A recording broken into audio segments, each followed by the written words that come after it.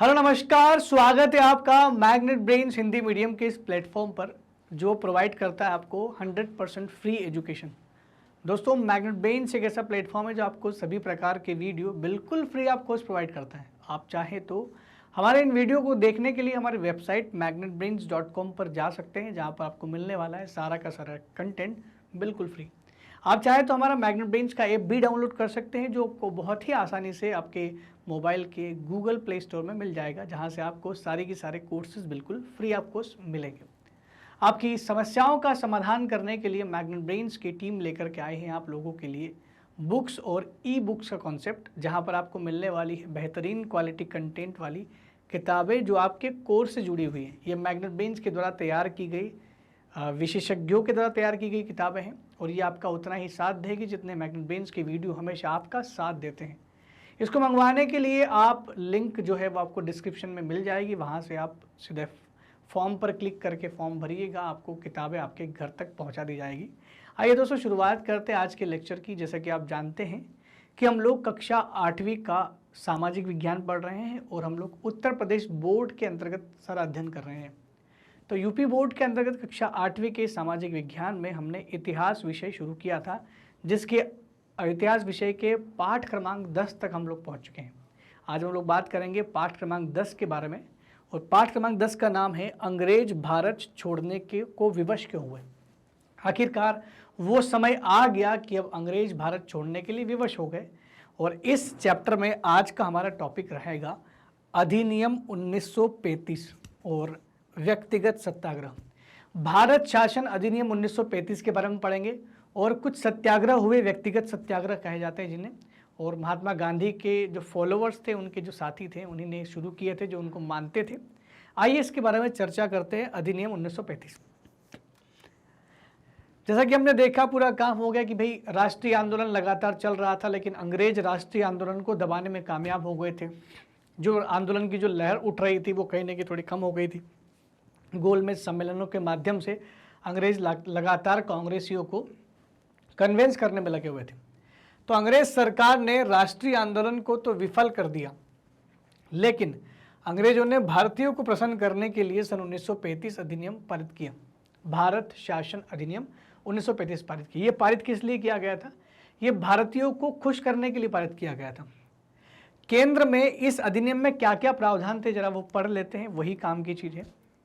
केंद्र में अखिल भारतीय संघ की स्थापना तथा प्रांतों में प्रांतीय स्वायत्तता की स्थापना की व्यवस्था की गई।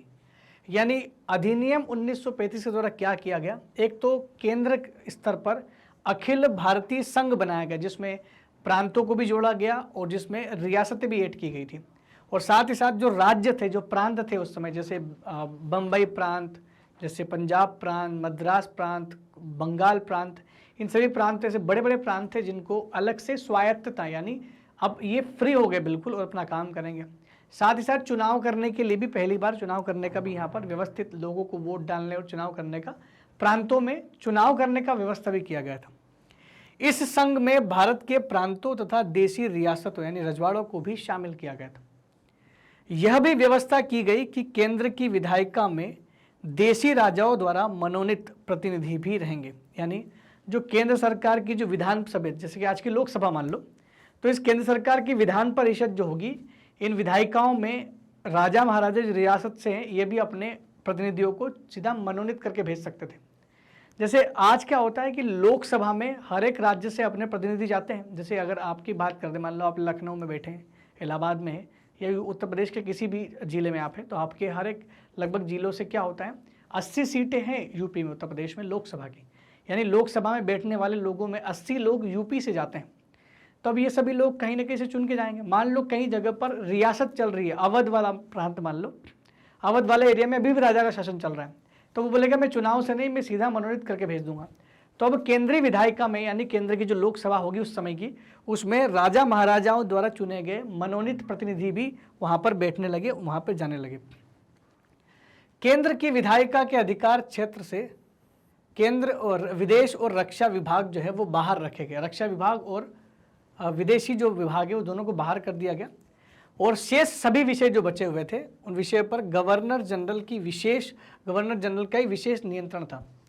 चूंकि गवर्नर और गवर्नर जनरल की नियुक्ति जो थी वो ब्रिटिश सरकार खुद करती थी, अतः ये सभी उसी के प्रति उत्तरदायी थे। मतलब गवर्नर और गवर्नर जनरल जिनके पास विषयों के अधिकार थे वो सब अंग्रेज ब्रिटिश सरकार के प्रति जिम्मेदार थे।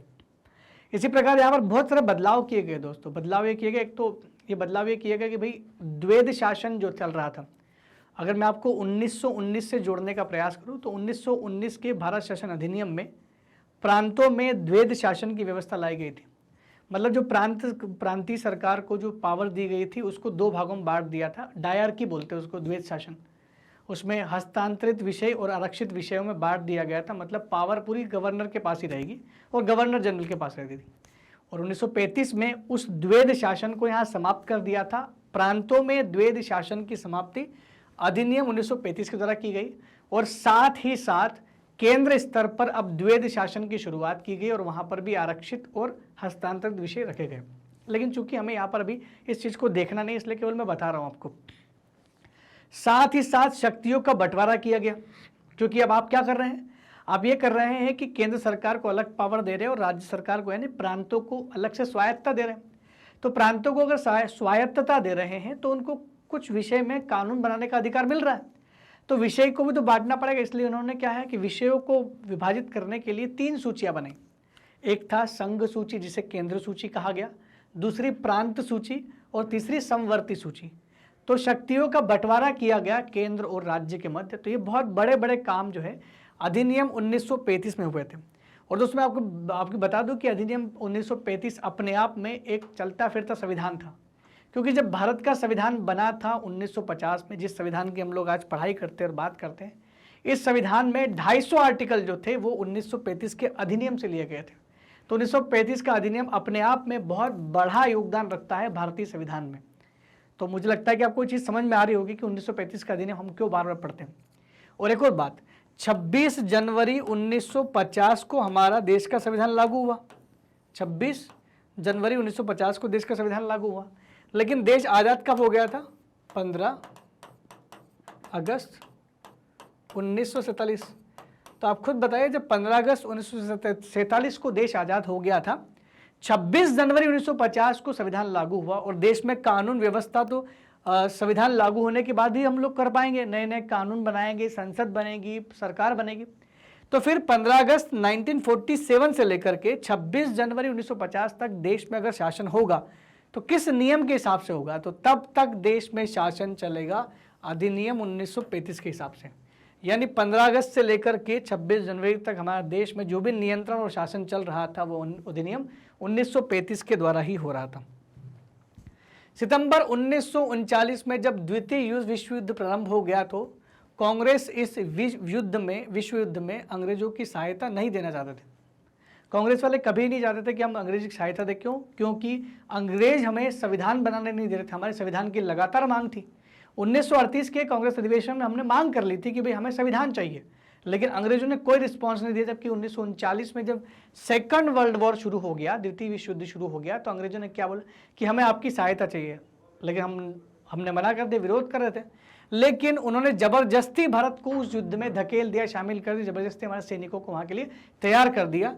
तो भारत को युद्ध में शामिल किए जाने के विरोध में अक्टूबर 1939 को सभी कांग्रेस ने मंत्रिमंडलों ने त्याग पत्र दे दिया। जिन जिन राज्यों में 1937 में भारत में चुनाव हुए थे और लगभग 11 प्रांतों में कांग्रेस की सरकार बनी थी दोस्तों, उन 11 ही प्रांतों में से जितने भी कांग्रेस के मंत्रिमंडल बने सबने त्यागपत्र दे दिया। अब त्यागपत्र दे दिया, चलती सरकार आपने गिरा दी, तो कहीं ना कहीं अंग्रेजों को इस बात का दुख तो होगा। इसी वजह से अंग्रेजों ने 1940 में हमारी बात मान ली कि ठीक है, हम आपके लिए संविधान बनाएंगे। और 1940 में ही फिर कांग्रेस के ही एक व्यक्ति जो महात्मा गांधी के बड़े अच्छे अनुयायी थे, उन्होंने व्यक्तिगत सत्याग्रह शुरू किया 1940 में। क्योंकि कांग्रेस का मंत्रिमंडल से त्यागपत्र देने के पश्चात गांधी जी ने पुनः युद्ध के विरोध में, जो युद्ध में हमें झोंक दिया जा रहा था उसके विरोध में सीमित पैमाने पर सत्याग्रह करने की योजना बनाई। उन्होंने बोला कि छोटे छोटे सत्याग्रह करेंगे, इसे व्यक्तिगत सत्याग्रह का नाम दिया। और सत्याग्रह शुरू करने वाले पहले व्यक्ति जो थे वो विनोबा भावे थे, इसीलिए विनोबा भावे को व्यक्तिगत सत्याग्रह के जन्मदाता के रूप में भी जानते हैं। विनोबा भावे को क्या कहा जाने लगा? व्यक्तिगत सत्याग्रह की शुरुआत इन्होंने की थी। अन्य भी सत्याग्रही थे जैसे चक्रवर्ती राजगोपालाचारी, पंडित जवाहरलाल नेहरू, सरदार पटेल, मौलाना अबुल कलाम आज़ाद, इन सभी लोगों ने मिलकर के ऐसे अलग अलग जगह पर सत्याग्रह शुरू किए जिसमें विरोध कर रहे थे हम लोग अंग्रेजों के साथ युद्ध करने का, मतलब अंग्रेजों के साथ युद्ध में शामिल होने का। व्यक्तिगत सत्याग्रहियों का एक ही नारा था कि युद्ध में सहायता न करना, क्योंकि हम युद्ध में सहायता इसलिए नहीं करना चाह रहे थे क्योंकि अंग्रेज हमें आज़ादी की अगर आश्वासन देते हैं और हमें आज़ादी के लिए आश्वस्त करते हैं तभी हम लोग ऐसा कर सकते थे।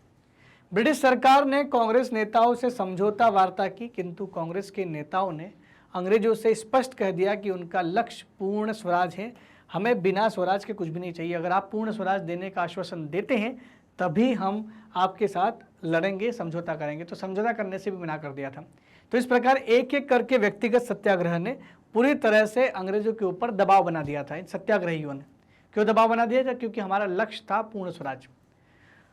दोस्तों, मैग्नेट ब्रेन्स एक ऐसा प्लेटफॉर्म है जो आपको सभी प्रकार की वीडियो बिल्कुल फ्री आपको प्रोवाइड करता है। और जैसा कि आप जानते हैं कि इतिहास बड़ा इंटरेस्टिंग है, बड़ा मजा आ रहा है इसको पढ़ने में। तो अगर आपको इतिहास से संबंधित सारे वीडियो देखने या अन्य किसी कोर्स से संबंधित वीडियो देखने हैं तो आप जा सकते हैं हमारी वेबसाइट magnetbrains.com पर, जहाँ को आपको मिलने वाला है सारा का सारा डेटा बिल्कुल फ्री, सारा का सारा कंटेंट बिल्कुल फ्री ऑफ कॉस्ट, यानी सभी कोर्स सभी वीडियो आप बिल्कुल फ्री में देख सकते हैं। आप चाहे तो हमारा ऐप भी डाउनलोड कर सकते हैं, मैग्नेट ब्रेन्स ऐप, जो आपको इजीली आपके मोबाइल फ़ोन में गूगल प्ले स्टोर पर मिल जाएगा। दोस्तों, मैग्नेट ब्रेन्स आपकी समस्याओं का समाधान करने के लिए लेकर के आया है कुछ नया प्रोग्राम, जिसको बुक्स और ई बुक्स हम लोग लेकर के आए हैं। ई बुक्स और ई बुक्स के माध्यम से ये बहुत बेहतरीन क्वालिटी कंटेंट वाली किताबें हैं जो मैग्नेट ब्रेन्स के विशेषज्ञों द्वारा तैयार की गई हैं और ये आपकी परीक्षाओं से संबंधित है, यानी आपके कोर्स से रिलेटेड हैं। जो भी कोर्स आप तैयारी कर रहे हैं उससे जुड़ी हुई सारी किताबें आपको मिल जाएगी। बस आपका इसका लिंक जो है वो डिस्क्रिप्शन में दिया हुआ है, उस पर क्लिक करिएगा, फॉर्म भरिएगा, सीधी किताबें आप तक पहुंच जाएगी। और दोस्तों, यकीन मानिए किताबें आपका उतना ही साथ देने वाली है जितना साथ मैग्नेट ब्रेन्स की वीडियो आपका हमेशा देते हैं। तो मैग्नेट ब्रेन्स बहुत सारे कोर्सेस अवेलेबल करवाती है, वो भी फ्री ऑफ कॉस्ट। और ये कोर्सेज कौन कौन से हैं? CBSE, हिंदी और इंग्लिश मीडियम। जहाँ CBSE इंग्लिश मीडियम में हम लोग किंडरगार्टन से लेकर के क्लास 12 तक की सभी की सारी पढ़ाई मुफ्त में करवाते हैं। वहीं हिंदी मीडियम के लिए क्लास 7 से क्लास 12 तक करवाते हैं। जहाँ NTSC, olympiad, CUET, IIT, JEE, NEET जैसी परीक्षाओं की तैयारी भी मैग्नेट ब्रेन्स के इस प्लेटफॉर्म की तरह बिल्कुल फ्री आपको कराई जा रही है। दोस्तों, UP board, Bihar board, spoken English, bank and insurance, RRB, SSC, UPSC, जेब और केब जैसी परीक्षाओं की तैयारी भी आप मैग्नेट ब्रेन्स के इस प्लेटफॉर्म के द्वारा बिल्कुल फ्री आपको कर सकते हैं। अगर आपको हमारे वीडियो बहुत अच्छे लग रहे हैं तो कृपया कमेंट सेक्शन में लिख करके ज़रूर बताएं। साथ ही साथ हमारे चैनल को लाइक, शेयर और सब्सक्राइब करना बिल्कुल भी ना भूलें। तब तक के लिए दोस्तों धन्यवाद। Thank you very much.